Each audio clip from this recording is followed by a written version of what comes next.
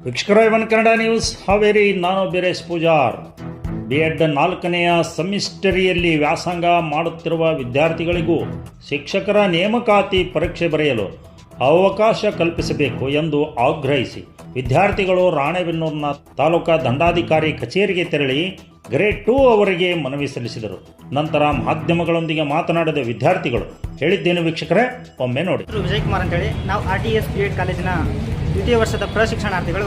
ಈಗಾಗಲೇ ರಾಜ್ಯದಲ್ಲಿ ಶಿಕ್ಷಕರ ನೇಮಕಾತಿ ಆರಂಭವಾಗಿದ್ದು, ಈ ನೇಮಕಾತಿಯಲ್ಲಿ ದ್ವಿತೀಯ ವರ್ಷದ ಪ್ರಶಿಕ್ಷಣಾರ್ಥಿಗಳಿಗೆ ಅಂದರೆ 4ನೇ ಸೆಮಿಸ್ಟರ್ನಲ್ಲಿ ಅಭ್ಯಾಸ ಮಾಡ್ತಿರ್ತಕ್ಕಂಥ ವಿದ್ಯಾರ್ಥಿಗಳಿಗೆ ಅವಕಾಶ ಕಲ್ಪಿಸಲು ಯಾವುದೇ ರೀತಿಯ ಒಂದು ಸೂಚನೆ ಕೊಟ್ಟಿಲ್ಲ.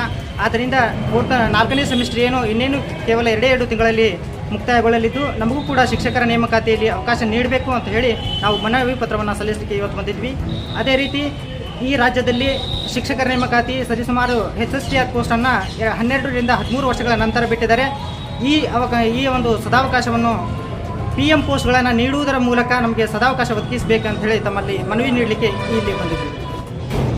ತಹಸೀಲ್ದಾರ್ ಸರು ಒಂದು ಪಾಸಿಟಿವ್ ಫೀಡ್ಬ್ಯಾಕನ್ನು ಹೇಳಿದ್ದಾರೆ. ನಾವು ಆದಷ್ಟು ಬೇಗನೆ ಇದಕ್ಕೆ ರಿಫ್ಲೆಕ್ಷನ್ ಬರುವ ಥರ ಮಾಡ್ತೀವಿ ಅಂಥೇಳಿ, ತತ್ಕ್ಷಣ ಇದನ್ನು ನಾವು ಶಿಕ್ಷಣ ಇಲಾಖೆಗೆ ಕಳಿಸ್ತೀವಿ ಅಂತ ಹೇಳಿ ಒಂದು ಪಾಸಿಟಿವ್ ಫೀಡ್ಬ್ಯಾಕನ್ನು ಕೊಟ್ಟಿದ್ದಾರೆ.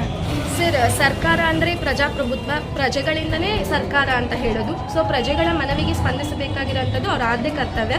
ಅವರು ನಮ್ಮ ಮನವಿಯನ್ನು ವಿನಮ್ರವಾಗಿ ಸ್ವೀಕರಿಸ್ತಾರೆ, ನಮಗೆ ಒಳ್ಳೆ ಸ್ಪಂದನೆ ನೀಡ್ತಾರೆ, ನಮಗೆ ಅವಕಾಶ ಕಲ್ಪಿಸ್ಕೊಡ್ತಾರೆ ಅನ್ನೋದು ನಮ್ಮೆಲ್ಲರ ಆಶಯ. ಸರ್, ಅಂತ RTS ಕಾಲೇಜ್ ರಾಣೆಬೆನ್ನೂರು ದ್ವಿತೀಯ ವರ್ಷದ ಪ್ರಶಿಕ್ಷಣಾರ್ಥಿ.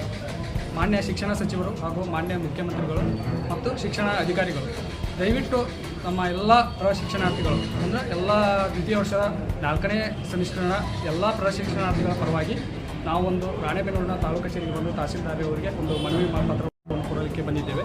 ಯಾಕೆ ಅಂದರೆ 1 ತಿಂಗಳ ಅವಕಾಶ ನಮ್ಮ ಎಲ್ಲ ಪ್ರಶಿಕ್ಷಣಾರ್ಥಿಗಳ ಒಂದು ವಿದ್ಯೆ ಅಂದರೆ ಅವರು ಓದಿದ್ದು ಮತ್ತು ಅವರ ಒಂದು ನಾಳೆ. ಯಾಕೆಂದರೆ ಅವರು ಎಷ್ಟೋ ಕಷ್ಟಪಟ್ಟು ಓದಿರ್ತಾರೆ. 1 ತಿಂಗಳು ಅಪ್ಲಿಕೇಶನ್ ಮುಂದೂಡಿದರೆ ನಮಗೂ ಒಂದು ಸಹಕಾರ ಮತ್ತು ಒಂದು ಒಳ್ಳೆಯ ಒಂದು ಇದಾಗುತ್ತೆ. ಯಾಕೆಂದರೆ ಒಂದು ತಿಂಗಳಿಂದ ಒಂದು ಅಪ್ಲಿಕೇಶನ್ ಮುಂದೂಡಿದರೆ ನಮಗೂ ಒಳ್ಳೆಯ ಸಾಧ್ಯವಾಗುತ್ತದೆ. ಯಾಕೆಂದರೆ ಪ್ರಶಿಕ್ಷಣಾರ್ಥಿಗಳು ಇನ್ನೊಂದು ತಿಂಗಳಲ್ಲಿ ನಮಗೂ ಕೂಡ ಎಕ್ಸಾಮ್ ಇದೆ. ಎಕ್ಸಾಮ್ಗೆ ನಮಗೂ ಒಂದು ಅಪ್ಲಿಕೇಶನ್ 1 ತಿಂಗಳು ಮುಂದೂಡಿದರೆ ನಮಗೂ ಸಹಕಾರ ಆಗುತ್ತೆ ಅಂತ ಒಂದು ಮನವಿಯನ್ನು ಮಾಡ್ಕೊತಿದ್ದೇನೆ. ನೋಡಿದ್ರಲ್ಲ ವೀಕ್ಷಕರೇ, ಇಂಥ ತಾಜಾ ಸುದ್ದಿಗಳನ್ನೇ ತಾವು ಮೊದಲು ನೋಡಲು ನಮ್ಮ ಚಾನಲನ್ನು ಸಬ್ಸ್ಕ್ರೈಬ್ ಮಾಡಿಕೊಳ್ಳಿ, ಲೈಕ್ ಮಾಡಿ, ಶೇರ್ ಮಾಡಿ ಅಂತ ಹೇಳ್ತಾ ಮುಂದಿನ ಮತ್ತೊಂದು ಭಾರಿ ಸುದ್ದಿಯೊಂದಿಗೆ ಭೇಟಿಯಾಗೋಣ. ಅಲ್ಲಿವರೆಗೂ ನಮಸ್ಕಾರ.